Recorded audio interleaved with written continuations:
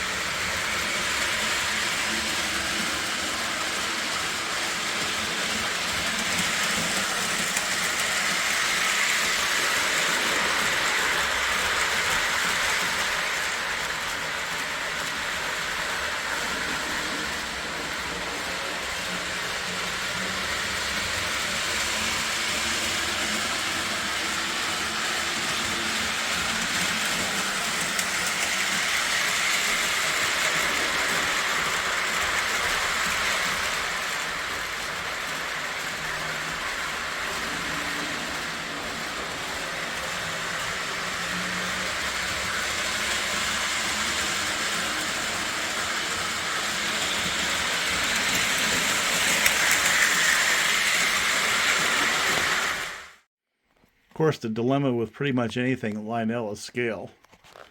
So those are true O27s, right? The Alka FAs. And they scale better to the trailers than the ones that are closer to O scale, like the Weaver I just had on there.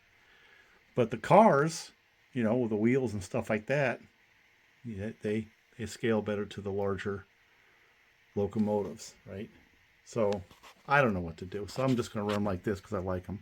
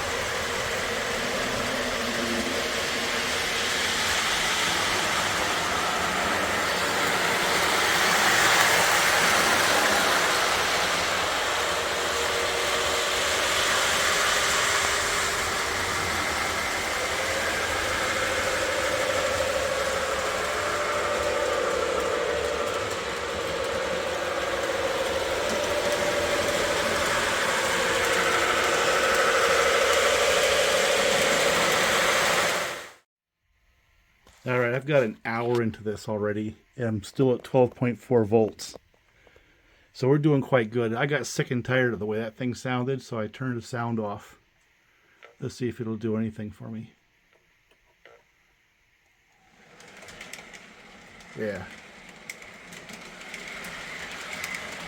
That's better.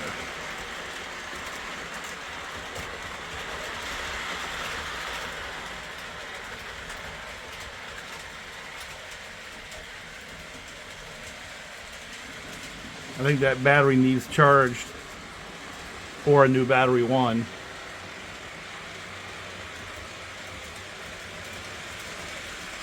I think it's a PS2 system. Now I've got a PS2 capacitor eliminator kind of thing where it eliminates the battery.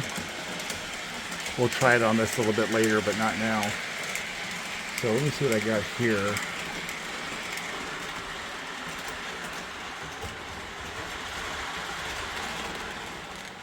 There we go.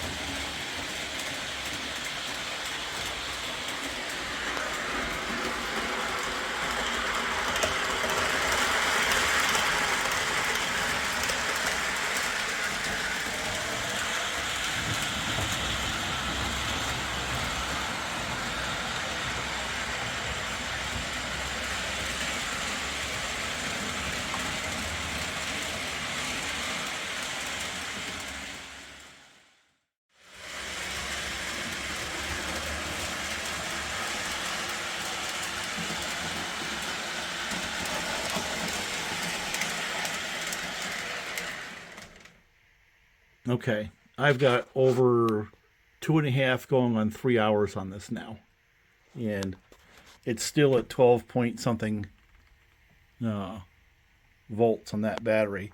So I think the concept has been proven that solar panel, 12-volt battery, that one came out of a boat, but you know, it's a better battery, and you can run this thing as much as you want. And I ran both tracks with a variety of different locomotives. That one there is a power hog for some reason. Just doesn't want to go well. It's got some kind of internal issue, but rest of them run good. I think I'll put the New Haven on that one, let it rip for a little bit. But point being that this is a very practical way, I suppose, of running the trains. It actually works quite well, at least with these transformers, right? And the mostly analog trains that I have works just fine.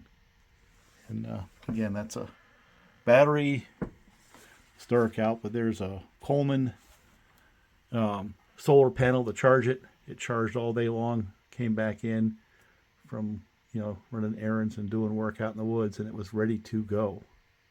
So yeah, I'm going to put the New Haven back on there and let it pull Amtrak for a while.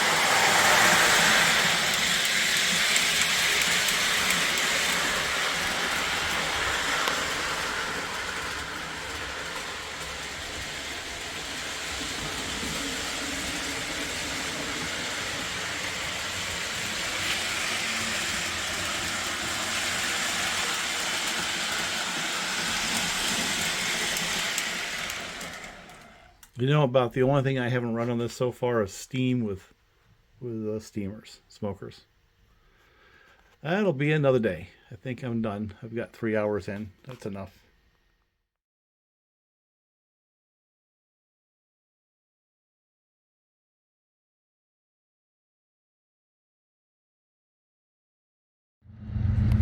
Yeah, it's kind of a dreary day. Didn't really feel like getting out in the woods today.